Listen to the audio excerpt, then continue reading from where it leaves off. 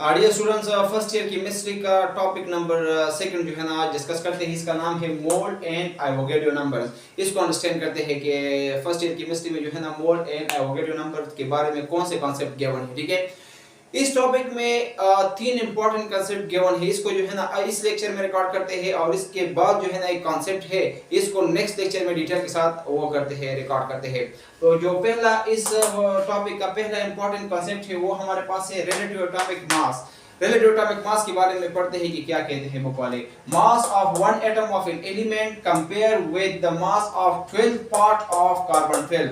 ये कहता है ये डेफिनेशन के हम किसी भी एलिमेंट के एक एटम का जो वजन होता है, अगर हम इसको कंपेयर कर ले कार्बन 12 के 12 पार्ट के वजन के साथ, तो इसको जो है ना हम बोलते हैं रिलेटिव एटॉमिक मास।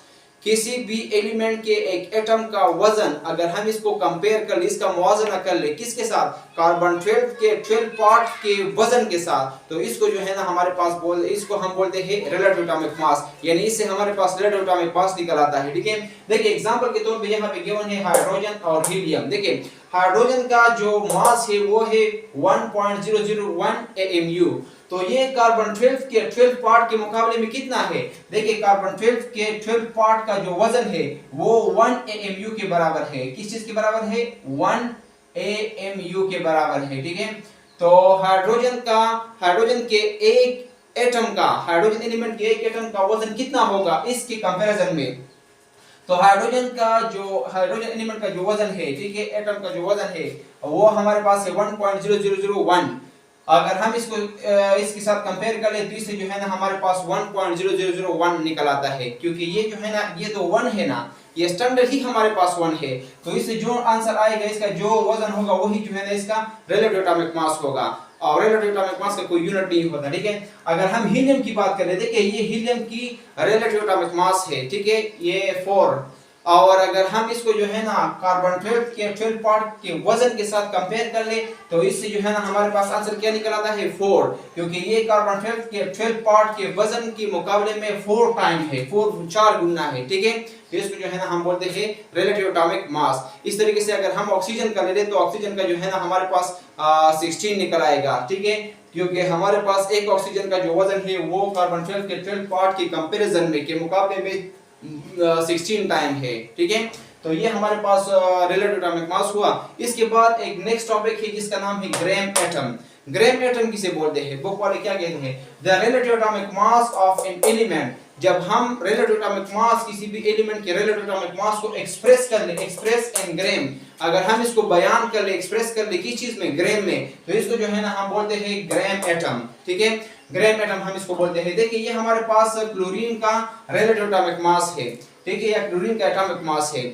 तो जब हम इसको एक्सप्रेस कर ले, बयान कर ले किस चीज में, ग्राम में, तो इसको जो है ना हम बोलेंगे ग्राम एटम। तो 35.5 AMU ये हमारे पास एटॉमिक मास है क्लोरीन का, और इसका रिलेटिव एटॉमिक मास जो है 35.5 है। ठीक है, तो इसको जब हम एक्सप्रेस कर ले, बयान कर ले, जस्ट बयान करना, लिखना, तो इसको जो है ना हम फिर बोलेंगे ग्राम एटम।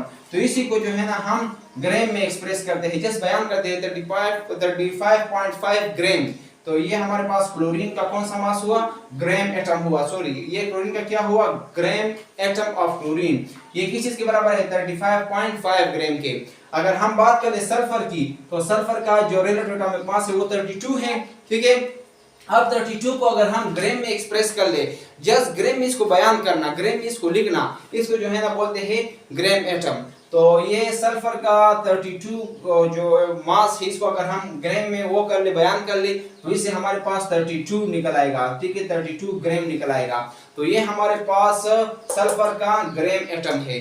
सल्फर का जो ग्राम एटम है वो कितना है, 32 है, 32 ग्राम है। ठीक है, तो आई होप कि आप लोगों को ग्राम का कॉन्सेप्ट भी जो है ना वो इसकी अंडरस्टैंडिंग भी डेवलप हुई है। देखिए ग्राम एटम बिल्कुल सिंपल सी बात है, किसी भी एटम के रिलेटिव एटॉमिक मास को आपने बस जस्ट ग्राम में जो है ना लिखना है, ग्राम में बयान करना है, तो फिर हमारे पास ग्राम एटम निकल आता है। ठीक है, उसका, उस पार्टिकुलर एटम का या उस पार्टिकुलर एलिमेंट का। देखिए ये हमारे पास जो है वो मोल है, ये इंपॉर्टेंट कॉन्सेप्ट है। मोल किसे बोलते हैं, मोल भी बहुत इजी है।